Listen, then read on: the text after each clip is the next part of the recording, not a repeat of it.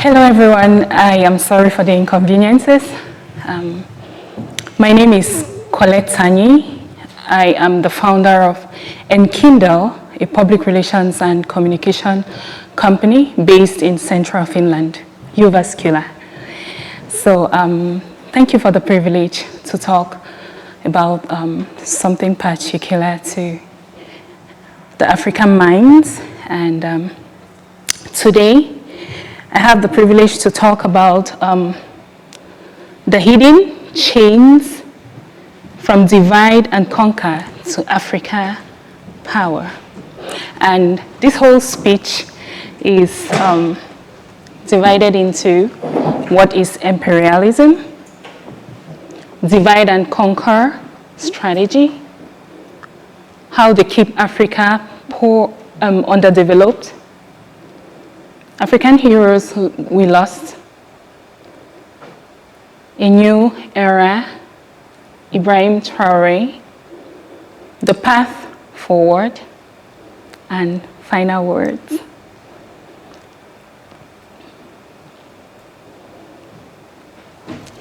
So what is imperialism? It is a strategy used by many countries, especially powerful countries, to keep less powerful countries down through their influence and their riches and voice.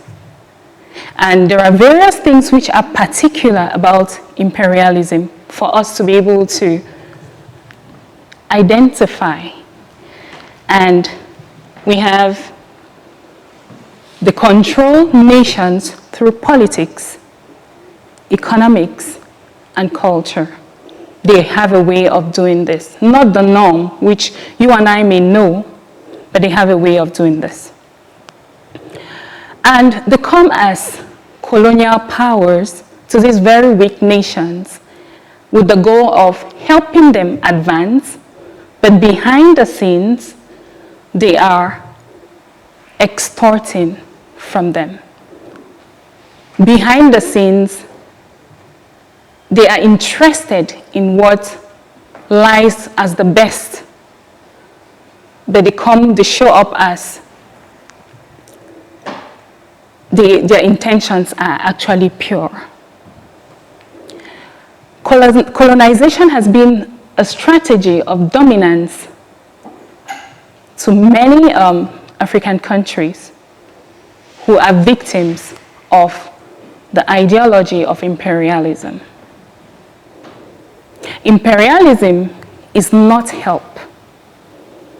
It's control, which is seen as partnership. So it's actually a hidden kind of interest, which is shown as a blessing, if I can explain in that sense.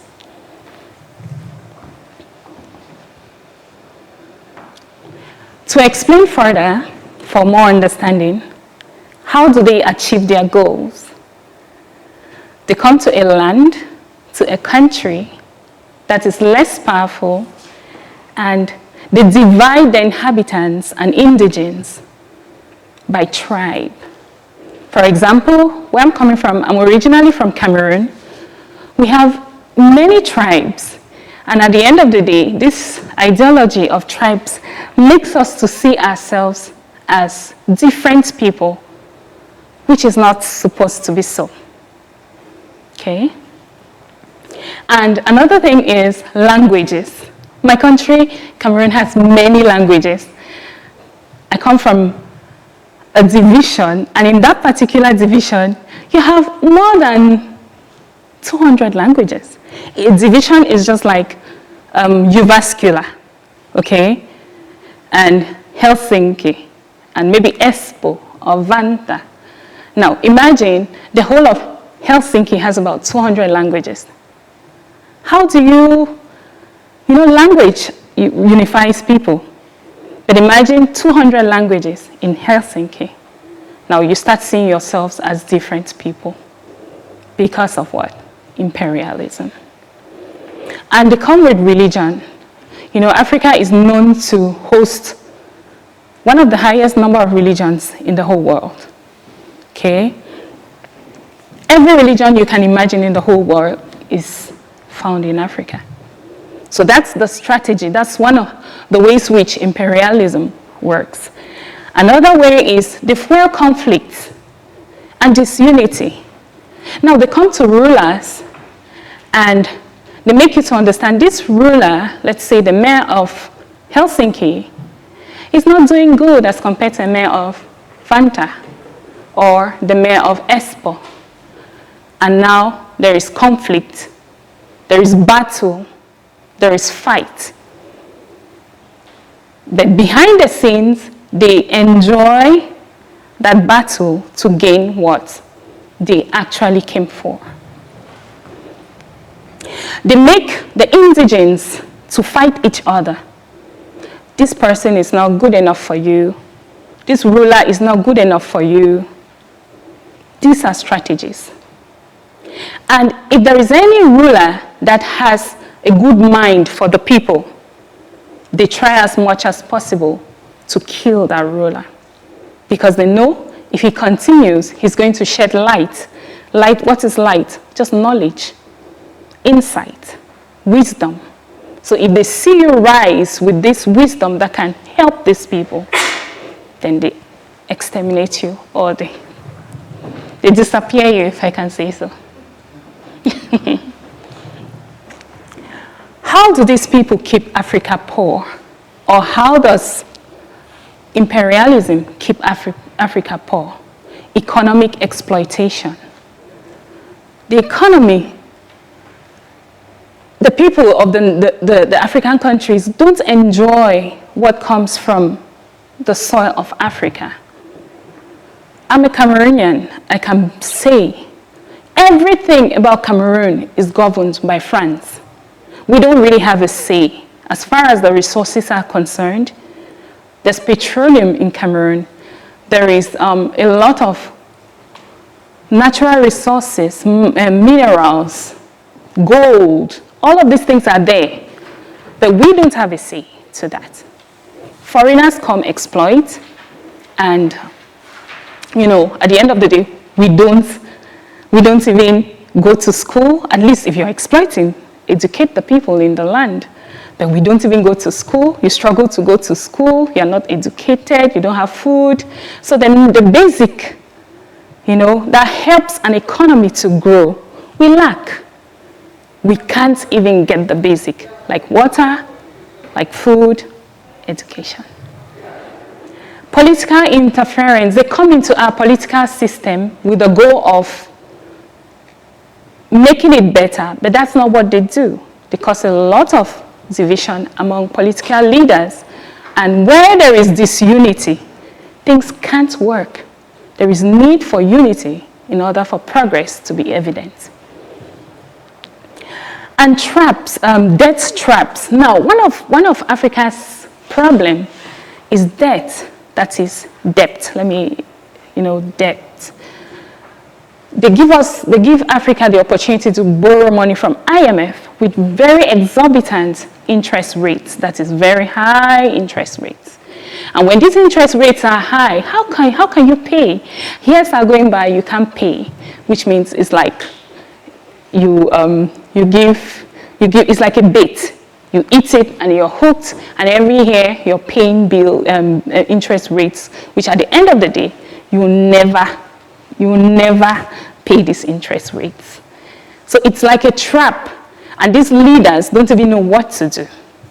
I'm using my country as an example to really shed light on this imperialism and the ideology behind it.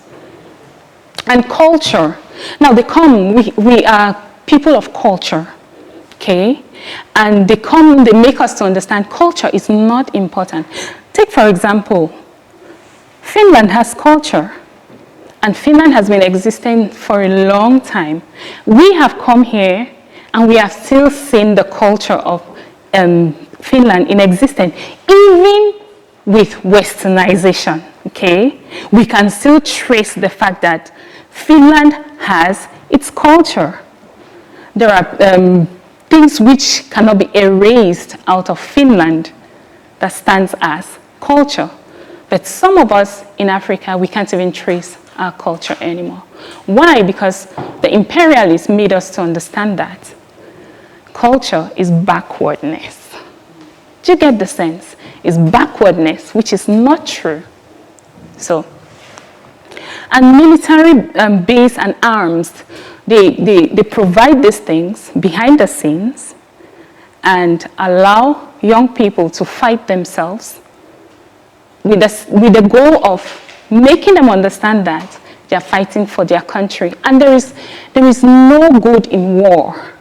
There is no good in riot. There is no good in French we say coup d'état, that is riots in war in a little sense, but it's still war. Cameroon is French and English, so I speak French and English. We have lost great leaders who had the potential of pushing Africa forward. A good number of them. Examples are Patrice Lumumba. He was assassinated in 1961. There's also Thomas Sankara from Burkina Faso, sorry. And there's also Kwame Nkrumah of Ghana. There's also Amil Cabral of Guinea-Bissau, and even Muammar Gaddafi. These are amazing leaders who had the potential and the vision of seeing Africa better than it is right now. But because of their vision, they were killed by these imperialists. But there is hope, because a new era has just begun in Africa. And there is this new leader, Ibrahim Traoré. He is from Burkina Faso, and he's doing amazing things right now. So one of the things which he has understood the ideology of imperialism, and he has decided to come up with ways of, exterminating this whole thing at the level of that country. So what has he done? He has expelled foreign troops, and he has allowed Burkina Faso to take things in their hands, him being the leader of actions and, everything that involves the growth of the state. He calls for African youth empowerment.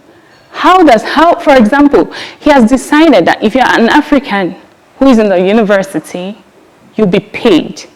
Knowing that things are hard when you're a student, it's not easy. He has decided to allow his young ones who are at the level of the university to receive payment, which is cool. This is so cool. It gives them the opportunity to have time to study and, become better without thinking of what to eat, how to pay your bills, and many other things, which is amazing. Now, he has decided also, because there's a lot of resources in that country, but it's very poor, and these resources are owned by those imperialists. He has decided to gain ownership back from them. So the gold no longer belongs to foreigners, and he has decided to give it to the indigents of Burkina Faso. The diamond, the bauxite, everything, give us back our resources. Give the people the opportunity to handle these things. Let them benefit from what belongs to them in their land. And he inspires a new generation of resistance. Africa has been a continent that has gone through a lot, and there is a lot of fear in the hearts of the people. Fear for their lives, fear for loss of properties, fear for many things. Now, because of his presence, his surgeons, if I can use that word, now there is hope. Even us outside of Africa, we see that, something good can come out of this continent if courage is in place.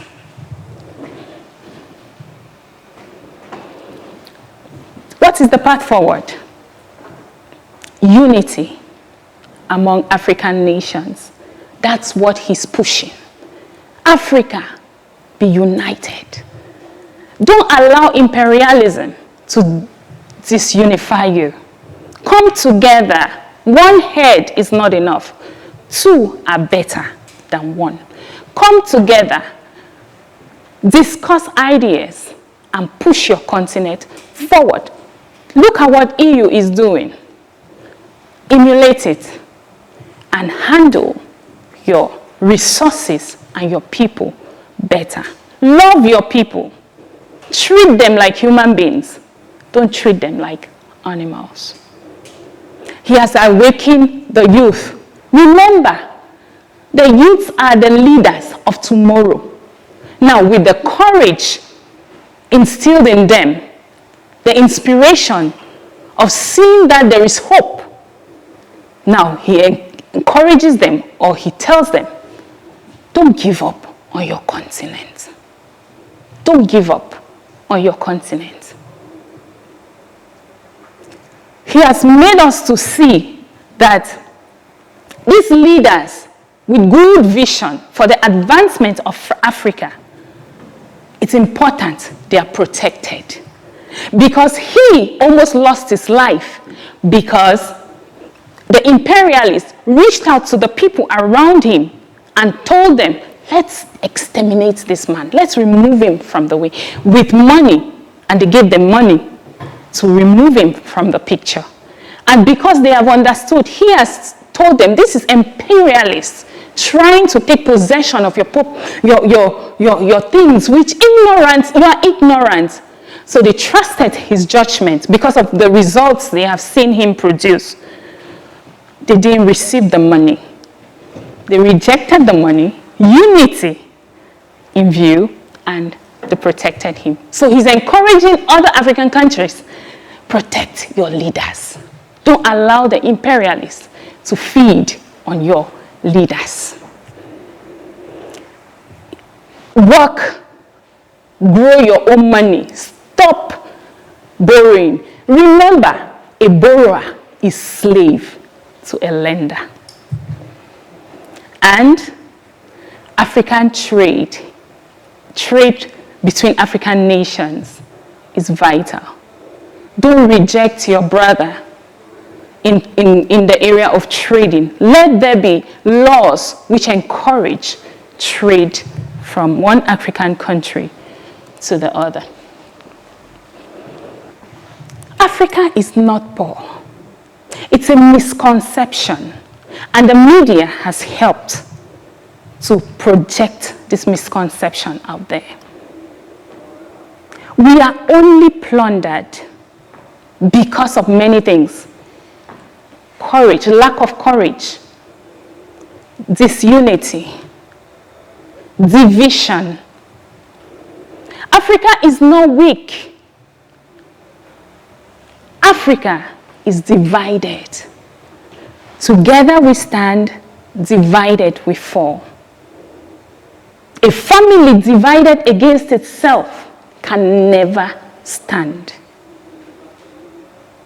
We don't need permission to rise. We need to decide to rise as Africans. And this whole thing of imperialists deciding for us should stop if Africa has to go ahead. And last of all, courage has been the lacking ingredient in the souls of Africans. Africa will rise again. Thank you.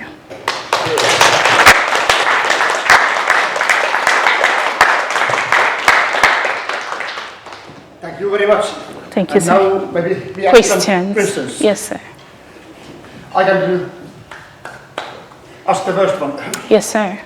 So, you mentioned Traore. What is this how can I say, politics of Traore, is he, from your opinion, how close to the Thomas Sankara and his Sankarism?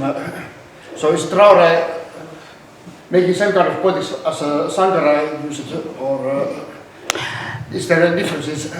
Yes, Thomas Sankara died a long time ago, but he made he left. Let me say he left some footprints. Okay, on sand. So Traore is a product of all of these dead people. He has gone into history, has read about all of these people and all the impacts which they wanted to produce, saw the weaknesses, saw the actions of the imperialists and all the things which they brought in a very cunning way, and he told himself, no, I won't allow these things to push forward in Burkina Faso. I will stand my ground. Remember, one of the strongest weaknesses in Africa is courage. Because of the things that people have been through, it has caused a fainting in their hearts. So courage is one of the things which he wore as an ingredient, you know. And he's also a product of war. Burkina Faso has been through war a lot. So he survived it. Then he stood up, standing on the shoulders of all of these dead people and even the ones which I have not mentioned, coming from Cameroon too.